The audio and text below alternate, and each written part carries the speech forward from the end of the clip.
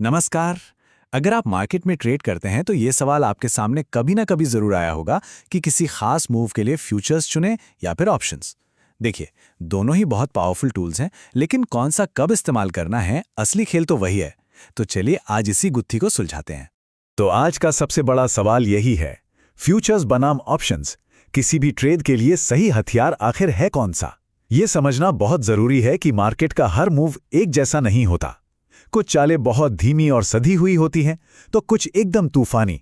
और जाहिर है, अलग अलग हालात के लिए अलग अलग औजारों की जरूरत पड़ती है। चलिए फटाफट देखते हैं कि आज हम क्या क्या कवर करने वाले हैं। सबसे पहले हम ट्रेडर की दुविधा को समझेंगे, फिर फ्यूचर्स और ऑप्शंस दोनों के फायदे और नुकसान पर गौर करेंगे, फिर ये जानेंगे कि कब किसे चुनना बेहतर है, और आखिर में एक वर्सेटाइल ट्रेडर बनने के सीक्रेट पर बात करेंगे। तो शुरू करते हैं पहले हिस्से से। देखिए, सबसे पहली और सबसे ज़रूरी बात यह है कि सही टूल चुनने का फैसला मार्केट के बर्ताव पर निर्भर करता है, आपकी अपनी पसंद पर नहीं। एक स्मार्ट ट्रेडर हमेशा पहले मार्केट को पढ़ता है और फिर अपना हथियार चुनता है। मार्केट को आप मोटे तौर पर दो तरह से देख सकते हैं। एक, धीमा और उतार चढ़ाव भरा, मतलब मार्केट एकदम कछुए की चाल चल रहा है, धीरे धीरे रुक रुक कर अपने टारगेट की ओर बढ़ रहा है। और दूसरा, तेज और विस्फोटक, जहां मार्केट खरगोश की तरह एक ही दिशा में तेजी से लंबी छलांग लगाता है। अब इन दोनों ही सिचुएशन के लिए अलग अलग इंस्ट्रूमेंट्स बने हैं। चलिए अब फ्यूचर्स की दुनिया में गहराई से उतरते हैं।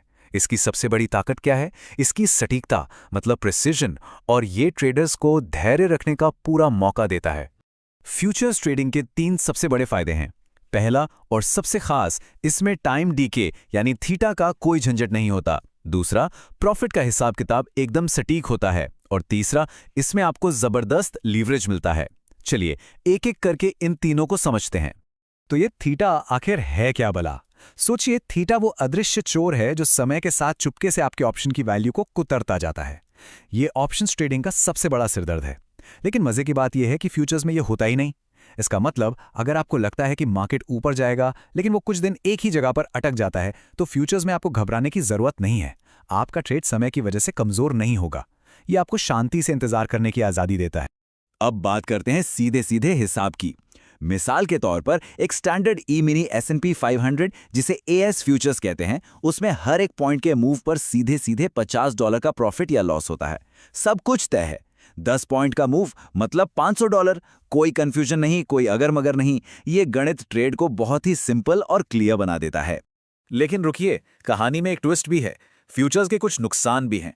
सबसे बड़ा है मार्क टू मार्केट एडजस्टमेंट, मतलब हर दिन आपके प्रॉफिट या लॉस का हिसाब आपके अकाउंट में होता है, जिससे कैश फ्लो पर असर पड़ता है।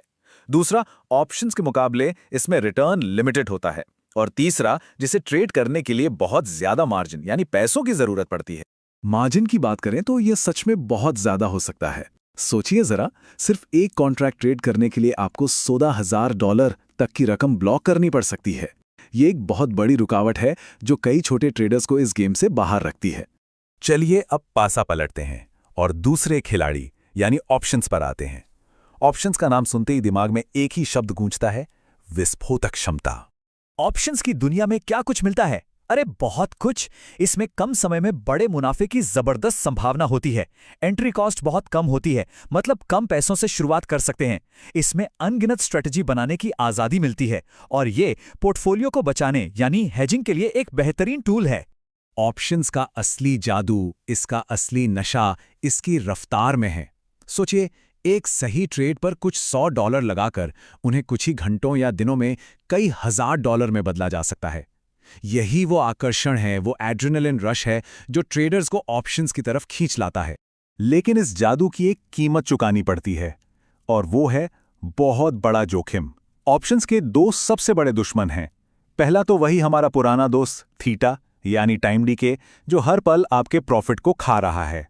और दूसरा है IV क्रश, मतलब जब किसी बड़े इवेंट के बाद वोलेटिलिटी अचानक से गिरती है तो आपके ऑप्शन की वैल्यू गुब्बारे की हवा की तरह निकल जाती है, भले ही मार्केट आपकी दिशा में ही क्यों ना हो। इसके अलावा सही प्राइस पर एंट्री एग्जिट करना मुश्किल होता है, और इसमें जरा सी भी चूक बहुत भारी पड़ सकती है। आजकल के ऑप्शंस मार्केट का जोखिम इस डेटा से साफ पता चलता है। SPX ऑप्शंस के कुल वॉल्यूम का लगभग 40% हिस्सा 0 डे टू एक्सपायरी कॉन्ट्रैक्ट्स का है। ये वो कॉन्ट्रैक्ट्स हैं जो उसी दिन खत्म हो जाते हैं। सच कहें तो ये ट्रेडिंग कम और लॉटरी ज्यादा है, जिसने मार्केट को एक तरह का कैसीनो बना दिया है, जहां हर कोई एक दिन में अमीर बनना चाहता है। तो अब आते हैं असली मुकाबले पर। अब तक हमने दोनों को अलग अलग समझा।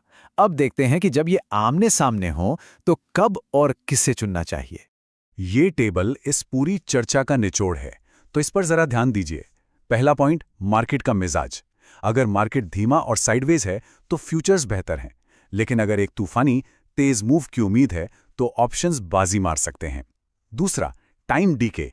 फ्यूचर्स में इसकी कोई चिंता नहीं, जबकि ऑप्शंस में ये हर पल एक बड़ा खतरा बना रहता है।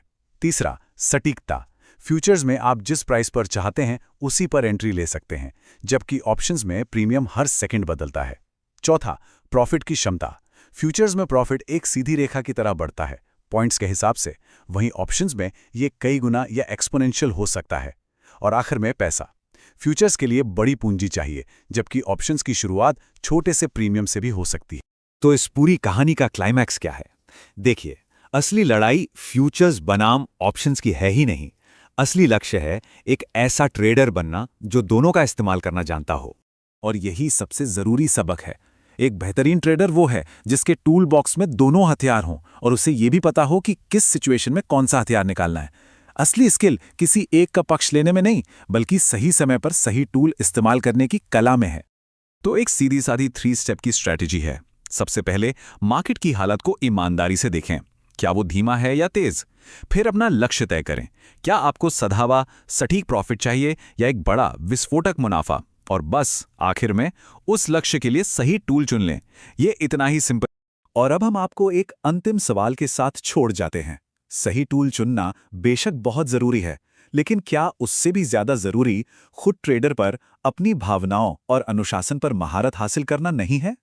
क्योंकि दिन के आखिर में सबसे अच्छा टूल भी एक अनुशासनहीन ट्रेडर के हाथ में बेकार साबित होता है। सोचने वाली बात है ना?